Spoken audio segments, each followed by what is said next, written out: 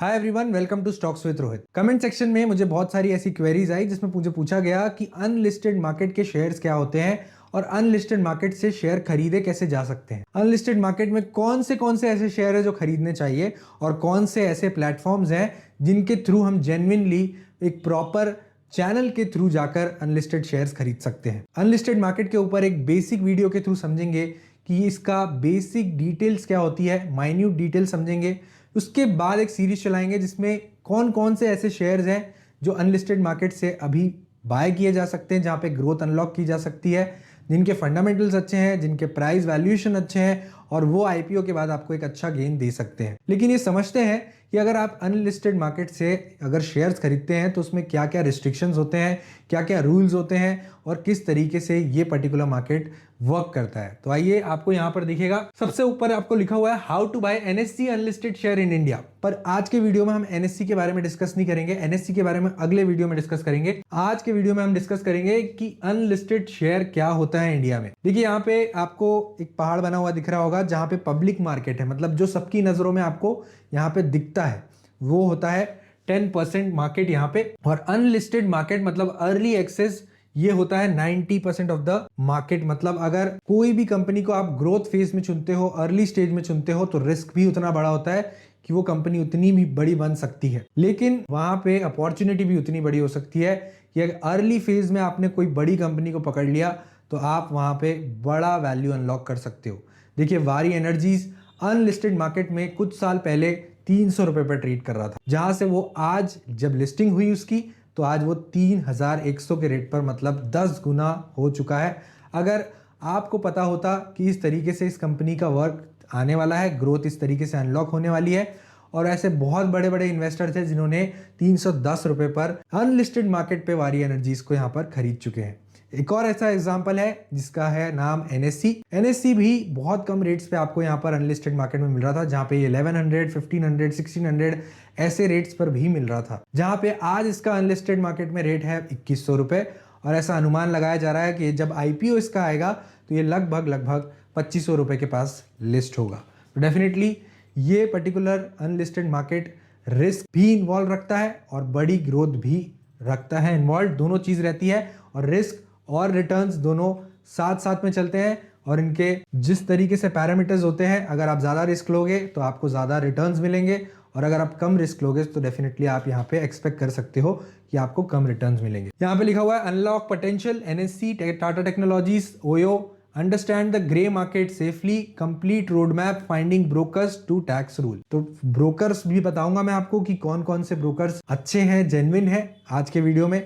Tax rule क्या होंगे अगर आप अनलिस्टेड शेयर को होल्ड करते हैं और फिर आप उसको सेल कर देते हैं, तो अगर कुछ पीरियड में सेल करते हैं तो एसटीसीजी लगता है, कुछ पीरियड के बाद सेल करते हैं तो आपको एलटीसीजी लगता है। कितना है इसमें टैक्सेशन, ये सब कुछ आज के पीपीटी हम समझेंगे, और उसके बाद वाले वीडियो में हम समझेंगे एक एक शेयर्स जो कि अनलिस्टेड मार्केट में अभी यहाँ पर बैठे हुए हैं और अच्छी ग्रोथ अनलॉक करने का यहाँ पर चांसेस रखते हैं। What are unlisted shares? तो ये आपको दिख रहा है listed share the supermarket, मतलब जो सभी के लिए अवेलेबल है, इजीली आपको यहाँ पर दिखेगा। जीरोधा खोलेंगे आपको दिख जाएंगे कौन कौन से शेयर लिस्टेड है, आप क्लिक करके बाय कर सकते हैं। लेकिन अनलिस्टेड शेयर क्या होता है? द फार्म, मतलब आपको यहाँ पर जाना पड़ेगा, फार्म में ढूंढना पड़ेगा कि कौन से फ्रूट्स अच्छे हैं, उनको तोड़ के लाना पड़ेगा direct from the source. Negotiable prices रहते हैं, फ्रेशर्स ग्रोथ रहती है और हार्डर टू रीच रहते हैं।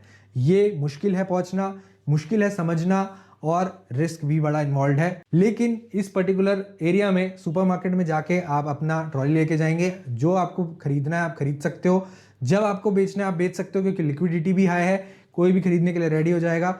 यहाँ पे आपको डेफिनेटली ढूंढना पड़ेगा, आपको अपना रिसर्च ज़्यादा करना पड़ेगा, आपको अपना लक फैक्टर साथ में रखना होगा, और इस तरीके से आपको थोड़ा सा डिफिकल्ट होगा अनलिस्टेड मार्केट में शेयर्स को ढूंढना जहां पर एक्चुअल ग्रोथ हो सकती है। कोर कॉन्सेप्ट क्या है? Shares of company that are not yet traded on public exchanges like BSE and NSE, you are buying ownership during the growth phase. मतलब अभी तक के उसका आईपीओ आया नहीं है, मतलब पब्लिक को वो शेयर्स अवेलेबल नहीं हुए हैं, लेकिन कंपनी चाहती है कि आप उनकी कंपनीज में इन्वेस्ट कीजिए, और यहाँ पे जो ग्रोथ फेज में वो कंपनी बैठी हुई है और ग्रोथ फेज को अनलॉक करके बड़ा रिटर्न आप कमाएं।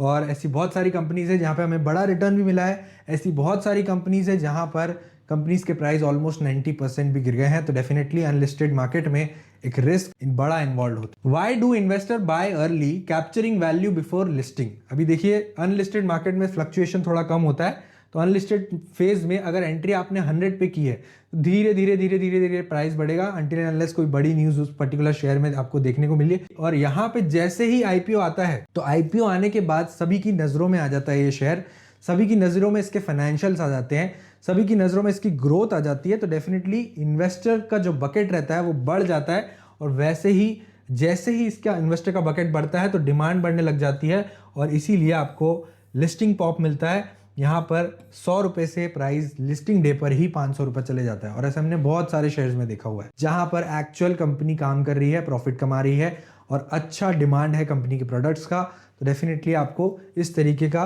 वैल्यू अनलॉकिंग देखने को मिल सकती है। Where to buy, buying channels. अभी बाइंग चैनल्स कौन कौन से हैं डायरेक्टली हम नहीं समझेंगे, डायरेक्टली मैं आपको नाम बता दूंगा तो मजा नहीं आएगा, लेकिन इसके पीछे जाके समझेंगे कि कैसे ये वर्क करता है। अभी सेलर्स एंड एम्प्लॉइज, तो ये ईसॉप मिलता है एम्प्लॉइज को, ये पर्टिकुलरली स्पेशलाइज्ड ब्रोकर के थ्रू आपको खरीदने होते हैं। AIF PMS मैनेज फंड्स के थ्रू खरीद सकते हो और डायरेक्ट ईसॉप सेल्स के थ्रू खरीद सकते हो। अभी क्या है, कंपनी में जो इन्वेस्टर्स हैं, यहाँ पे अगर वारी एनर्जीज के इन्वेस्टर्स हैं, तो जो इन्वेस्टर्स अपने शेयर्स को बेचना चाहते हैं अनलिस्टेड मार्केट में ही, मतलब before the shares are listed in the stock exchange, कुछ सेलर्स ऐसे हैं जो बोलते हैं कि हमको अच्छा खासा प्रॉफिट हो गया है and we are ready to sell this shares.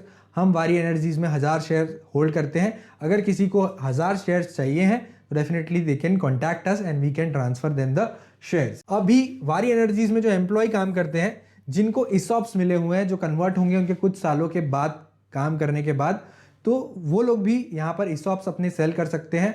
अगर एक्सरसाइज हो चुका है ऑप्शन तो एम्प्लॉय के थ्रू भी आप बाय कर सकते हैं। लेकिन इनके लिए अब एम्प्लॉय तो डायरेक्ट कैसे ढूंढेगा आपको, मतलब वारी एनर्जीज का एम्प्लॉय आपको कैसे ढूंढेगा, उसके लिए कोई चैनल होना चाहिए। तो चैनल रहता है स्पेशलाइज्ड ब्रोकर और डीलर, दूसरा चैनल है AIF PMS मैनेज्ड फंड, और तीसरा है डायरेक्ट ईसॉप सेल्स। मतलब अगर आपको वारी एनर्जी का कोई एक एम्प्लॉय मिल गया जो बोल दिया कि आप मेरे शेयर्स खरीद लो, डेफिनेटली आप उससे डायरेक्टली भी खरीद सकते हो और यहाँ पर आप खड़े हुए हो, और इस तरीके से ये चैनल वर्क करता है। आगे चलेंगे। अभी इसमें 4 स्टेप्स है बाइंग की, ये समझना इंपॉर्टेंट है, और इसको 24 to 48 आवर्स लगते हैं। बाइंग स्टेप्स को समझना इसलिए इंपॉर्टेंट है, देखिए इस पर्टिकुलर फील्ड में फ्रॉड बहुत होते हैं, इसलिए जेन्युइन ब्रोकर ढूंढना बहुत इंपॉर्टेंट है। आपको कोई बोल देगा कि आप मेरे बैंक अकाउंट में पैसे डालिए और यहाँ से आपको मैं आपके डीमैट में ट्रांसफर कर दूंगा शेयर्स, लेकिन आप देखते रह जाएंगे और आपके डीमैट में शेयर ट्रांसफर होंगे ही नहीं। इसलिए जेन्युइन वे से जाना बहुत इंपॉर्टेंट है। और मैंने बहुत सारे ऐसे फ्रॉड्स होते हुए देखे हैं जहां पर लोगों को ये मानने को रेडी किया जाता है कि आपको बड़ा प्रॉफिट करवा दिया जाएगा और आप हमारे बैंक अकाउंट में पैसे ट्रांसफर कीजिए, और उसके बाद आपको एक ऐप में पूरा प्रॉफिट दिखता है, लेकिन वो प्रॉफिट सिर्फ ऐप में ही रहता है, वापस से आपके बैंक अकाउंट में कभी नहीं आता है, वो फ्रॉड हो जाता है, आप कुछ नहीं कर पाते हैं। ऐसे काफ़ी सारे फ्रॉड्स मैंने देख चुका हूं, इसलिए ये पर्टिकुलर प्रोसेस इंपॉर्टेंट है और समझ लिए इस पर्टिकुलर प्रोसेस को। Select and verify, genuine broker को सिलेक्ट करना है जो आपको KYC करने के लिए कहेगा। दूसरी चीज, आपसे CMR कॉपी मांगेगा। CMR कॉपी क्या होता है, अगर आप जीरोधा में ट्रेडिंग करते हो या फिर अगर आप कोई दूसरी ब्रोकर के थ्रू ट्रेडिंग करते हैं तो उसमें आपका डीमैट का एक CMR कॉपी होता है। तो CMR कॉपी का फुल फॉर्म होता है क्लाइंट मास्टर रिपोर्ट। इसमें क्लाइंट की पूरी डिटेल्स होती है, डीमैट नंबर होता है, सब कुछ होता है, जाकि यहाँ पर जो स्पेशलाइज्ड ब्रोकर है उसको आपको पता लगे कि आप कहाँ पर ट्रेडिंग करते हैं, आपका ब्रोकर कौन है, आपका डीमैट नंबर क्या है, आप कौन सी डिपॉजिटरी के थ्रू यहाँ पर वर्क कर रहे हैं, CDSL है या फिर NSDL है। तो CMR कॉपी में सब कुछ मेंशन होता है। Select and verify the dealer the CMR copy, वो आपसे CMR कॉपी मांगेगा। आप पेमेंट करेंगे बैंक ट्रांसफर के थ्रू ही। यहाँ पे पेमेंट में आप स्पेसिफिकली ध्यान देंगे कि आपको स्पेसिफिकली एक अलग अकाउंट नंबर यहाँ पे दिया जाएगा उस ब्रोकर के थ्रू, और उसमें से आपके ही अकाउंट में पैसे जाना चाहिए। स्पेशल अकाउंट बनता है जिसके थ्रू आपके यहाँ पर शेयर्स बाय होते हैं, और लास्ट में आपके CDSL NSDL डीमैट अकाउंट में शेयर दिखने चाहिए। ये कहाँ से दिखेंगे, ये आप अपने E-कैश डेली स्टेटमेंट से देख सकते हैं, जो कि हर महीने आपको यहाँ पर आपके मेल के थ्रू आपको ये रिपोर्ट आती है, जिसमें आपको आपके अनलिस्टेड शेयर्स भी दिखने लगेंगे। अदरवाइज आप CDSL और NSDL की वेबसाइट पे जाके अपना डीमैट अकाउंट लॉगिन करवा के वहां पर भी देख सकते हैं कि आपके नाम पर कौन कौन से शेयर्स यहाँ पे होल्ड करके रखे हुए हैं, कौन से लिस्टेड शेयर हैं, कौन से अनलिस्टेड शेयर है, आपको पूरी डिटेल मिल जाएगी। तो ये देखना इंपॉर्टेंट है कि अनलिस्टेड शेयर्स खरीदने के बाद वो एक्चुअली में आपके डीमैट में आए हैं कि नहीं 24 to 48 आवर्स में। स्टेप 1 क्या है इसका? Finding a dealer and KYC। हमने यहाँ पर 4 स्टेप जो आपको बताई। The golden document CMR copy वो आपसे मांगेगा। What is it? PDF proof of your demat account details, ये हमने आपको बताया। Where to get it? Download from your broker console. अब ये कहां से मिलेगी? अगर आपका कोई ब्रोकर है जिसका आप कॉल के थ्रू बात कर सकते हैं तो डेफिनेटली वो आपको प्रोवाइड कर देगा। अदरवाइज बहुत सारे ट्यूटोरियल्स भी हैं कि आपका जो भी ब्रोकर है आप YouTube में डालिए, आपको वीडियो सामने आ जाएगा और प्रोसेस पता लग जाएगी कि CMR कॉपी निकलती कैसे है। रिक्वायर्ड KYC पैन कार्ड और आधार कार्ड, उससे ज्यादा आपको और यहाँ पर कुछ भी नहीं लगेगा। Step 2 and 3 payment and safety. Safe क्या है और अनसेफ क्या है? IMPS, NFT, RTGS ट्रांसफर और एक कॉर्पोरेट बैंक अकाउंट में ही जाना चाहिए। क्रिएट्स लीगल डिजिटल ट्रायल, ये पर्टिकुलरली होना चाहिए। कैश पेमेंट अवॉइड कीजिए। Personal UPI to unknown numbers, no legal recourse, ये पर्टिकुलर चीजें अवॉइड कीजिए। बड़े फ्रॉड में आप फंस सकते हैं, इसलिए कभी भी कॉर्पोरेट बैंक अकाउंट में जाना चाहिए आपका नंबर। और क्रिएट लीगल डिजिटल ट्रायल, ये अगर आप कॉर्पोरेट बैंक अकाउंट में पैसे ट्रांसफर करेंगे तो एक लीगल ट्रायल यहाँ पे क्रिएट होगा जिसको हम आपके पेमेंट को ट्रेस कर सकते हैं। Share transfer delivery, NSDL alert, credits in account ending 1234, ये आपको अलर्ट आएगा। ये अलर्ट आपको मैसेज के थ्रू आ जाएगा। ये पर्टिकुलर अलर्ट आपको